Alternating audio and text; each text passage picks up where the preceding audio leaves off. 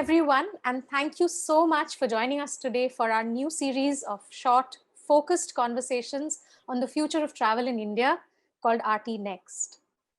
As the pandemic continues to sharpen the focus of all our actions and forces us to sift our needs from our wants, both as travelers and as hosts who are waiting for those travelers, we wonder what's next. Yes, the world has stopped spinning on its axis for a while now. And yes, we have a long way to go before the masks come off. But when they do, will we be ready or will it be too late? So at Outlook Responsible Tourism Initiative, an affiliate member of the UNWTO, we're really optimistic about the road ahead. And we believe, even at the cost of sounding trite, that there's light at the end of the tunnel.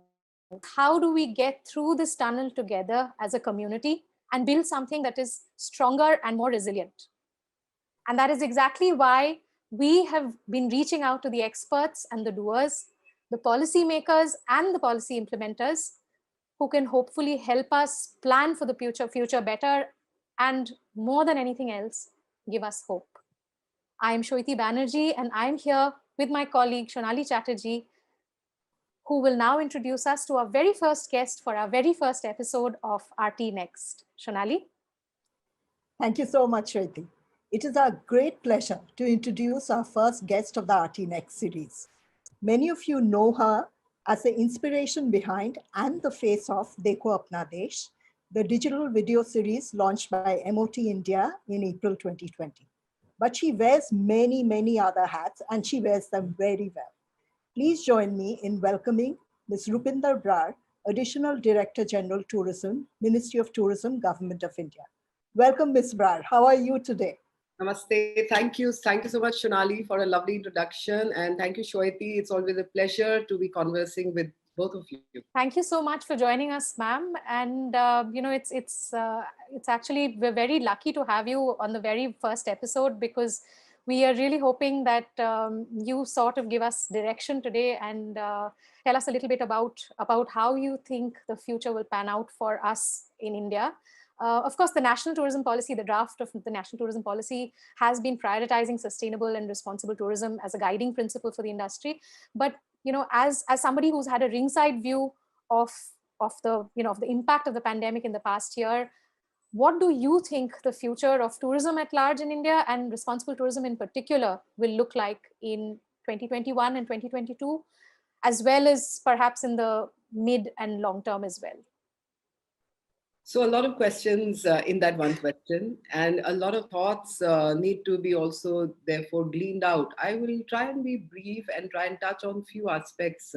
As we all know, when the pandemic came last year in March 2020, and the entire world was kind of sort of brought to a grinding halt, including India.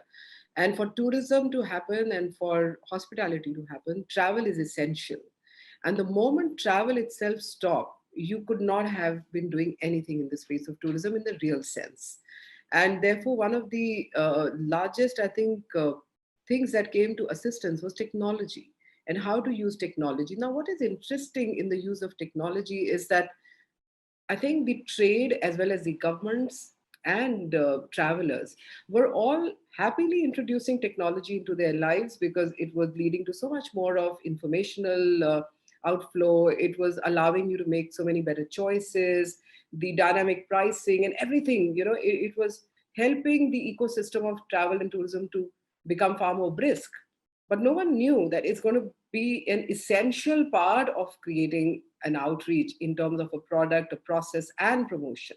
All three aspects coming into the space of virtualism, so to say. So the way forward, and in some senses, and like they say, to every cloud, there is a silver lining. The silver lining is that the adaptation and adoption of technology to the entire ecosystem has been mandated. And it is not a choice anymore. So that's where I think we can look at it as a positive externality of COVID, that it made us reboot, rethink. It literally stopped us in our tracks.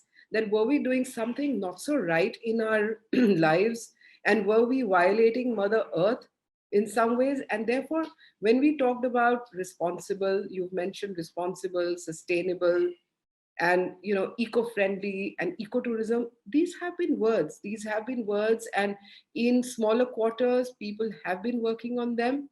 There has been narrative building within the government how to be responsible. But I think again that's going to be the second positive externality, the first being the role of technology. The second is going to be that the level of responsibility towards responsible tourism is going to enhance phenomenally, because that's been a big learning for everyone, that somewhere it is the violative practices that we've all sort of organically allowed to grow around us, which are staring in the face. And I think for a lot of us, it was not that we were trying to harm the environment, but sometimes you just mindlessly do a lot of things. And it's given a great sort of opportunity for all of us as citizens. And it doesn't matter whether you're working for the government or whether you're working in the field of tourism or hospitality, it's about everybody who lives on Mother Earth. To be just reminded of the small little things, that why would I not carry a water bottle from home, and why would I want to depend on a disposable one time use plastic bottle? I think so. That's the second major learning that is coming from the pandemic. The third, and that's a very important one, particularly for a country like India, where tourism was anyways also moving towards what we call as experiential tourism.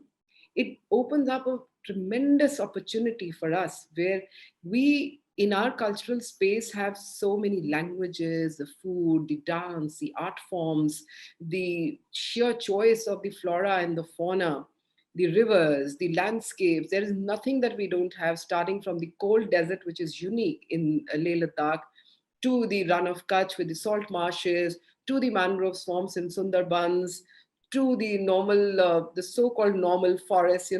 There's so much in India. And I think for us, it's a fantastic opportunity to open up the homestays and the bed and breakfast units, because that's where the real India really kicks in.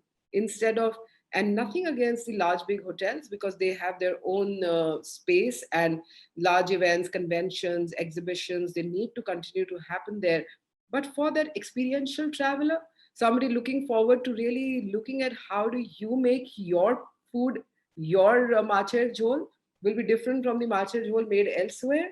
The parantha I will do will be different, the dance forms, etc. So I think that's where COVID has allowed us to delve into our own treasures far more. And we hope that we will be working together with the industry to take this narrative for India forward in the weeks and months to come.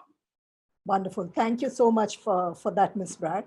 As the primary shaper of tourism policy in the country, we of course look at the ministry's lead in rebuilding the sector, which has been severely affected by the pandemic.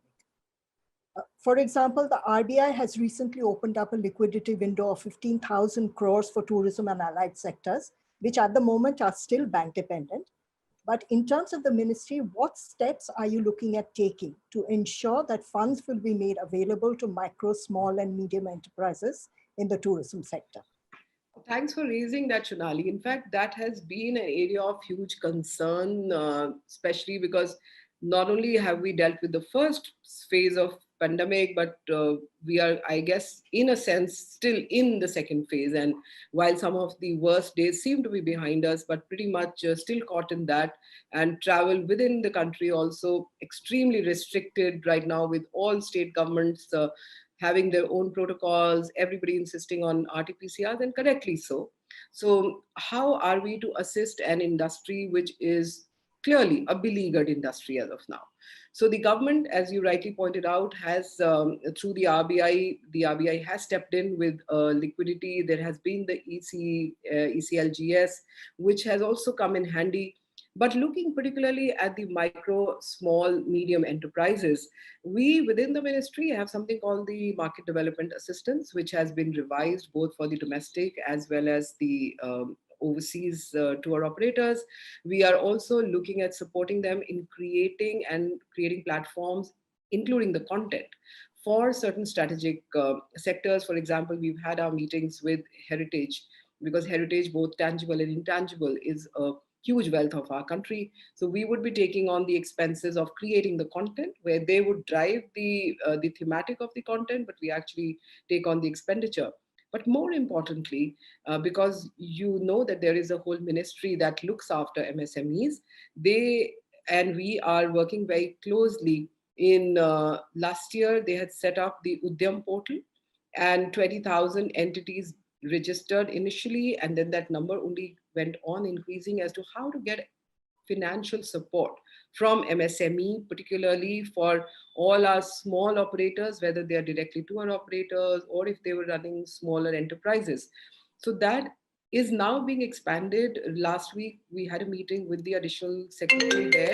So they are setting up with us a discussion as to how to support in the times to come the smaller cultural hubs. So the idea being that if there are a set of homestays at a particular place, then could we have one common cultural hub which would showcase the local cultural wealth? It could be a dance form, it could be music, it could be theater, it could be anything. And how to ensure funding for those cultural hubs.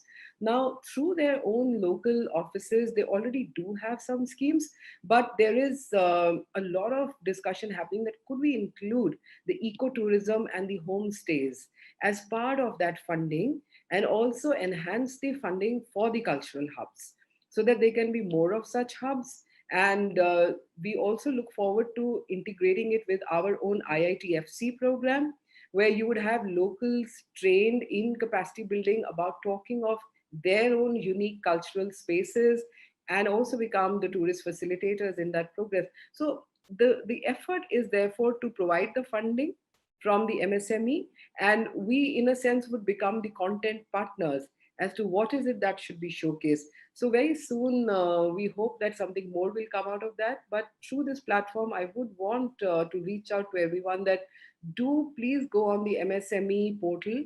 It helped everyone last year. We did a whole set of workshops because we realized that a lot of our stakeholders were not even aware of these schemes of MSME.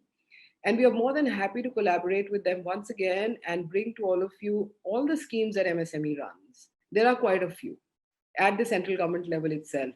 And we must create an outreach to our industry to benefit from those as we sort of look at more comprehensive solutions for our stakeholders.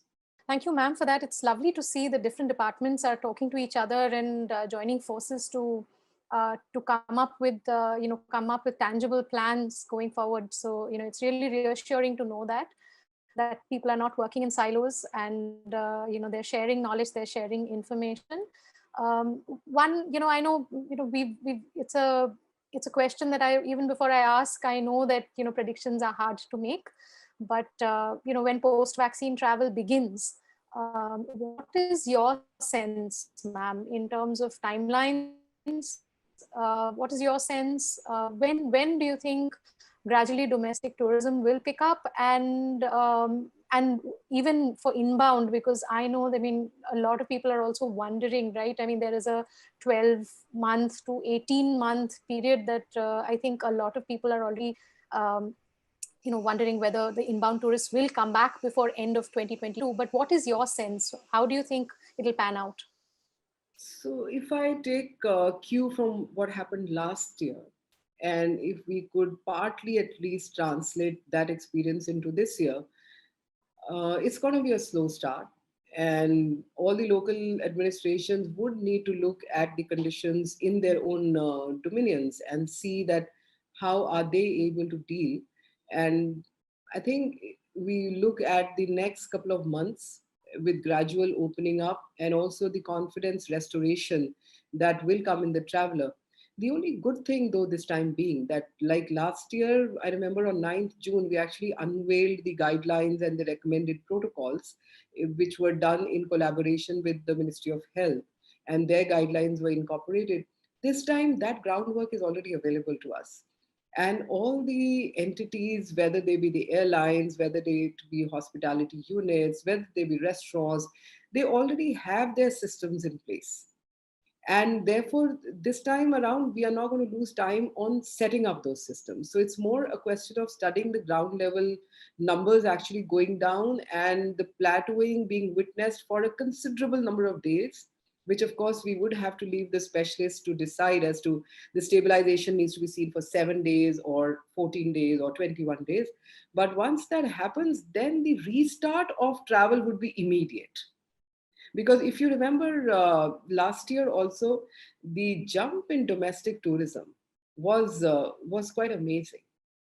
And if we started looking at figures of December itself and also to the sanctuaries and nature parks, the numbers were extremely, extremely encouraging.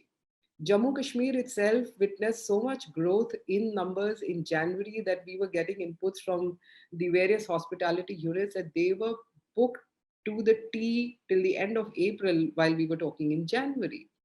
So domestic tourism definitely will revive back really fast is our belief. And the belief is based on the fact that the systems being in place, all the people will need to be reassured by the medical authorities that it's safe to move. Of course, albeit keeping the mask and the social distancing, everything else that is required in these times to be respected certainly would need to be respected now as it was last year. Inbound, again, now No, I that requires a study of both the sending country and us as the receiving country. We are in discussions with the Ministry of Home and Health on that, and would have to depend on our own readiness to take in people, but also the level of the pandemic's impact in the dominions from where we are hoping to get people in and their level of vaccination. So there are, of course, thoughts being expressed that could we be looking at opening for people who are vaccinated with both their jabs done. No decision yet on that, since it hasn't been adopted as a universal regulation globally. So every country is looking at it from their perspective, and we will wait for the Ministry of Health to really take a call on that. That is that good enough for us to be looking at welcoming people. The enabling in this case, of course, would be done by the Ministry of Home because they are the ones who actually decide when to open the visas. But yes, it will be a collaborated decision in terms of inputs coming from everyone. We, being the beneficiary ministry from that perspective, would obviously be hoping for an early opening. But having said that, it cannot be in vacuum and it will have to be in the context of the prioritization of the health of our own citizens and the health of anybody who's planning to come and travel into our country. So no timelines, honestly, can be given at this juncture by me. No, absolutely. That's that's, I guess, only as much your guess is as good as ours. But we know that we're really hoping, like you said, that once there is more clarity and once there are more opportunities, that we can at least welcome a few guests by next summer. Because as we know that a lot of people are dependent on the inbound travelers as well. So thank you for that. And I think it's it's a it's a it's that kind of time. I feel like there is a sense of anticipation, and there is this sort of waiting for the doors to open. There is that sense of hope suddenly that a lot of us are feeling in the last few days perhaps. And like you said, we're really hoping sustainability and experiential travel and technology become the pillars on which we build this new form of tourism that we have the opportunity to build now going forward. So thank you so much for that. And I hope the momentum, as and when the doors open, I hope we have that momentum. I hope more people are able to bounce back faster and we can rebuild together. We're looking forward to your support as well, of course, and to the support of the rest of the states as well. So thank you so much for joining us. And we'll perhaps reconnect with you a few months down the line and see how many of our wishes and hopes have come true. So thank you so much once again, ma'am. Thank you. Thank you, Thank you. Shoaib. Thank you, Sonali. Wonderful Thank you. conversation, and I'm sure we'll have good times ahead. Thank you. Absolutely.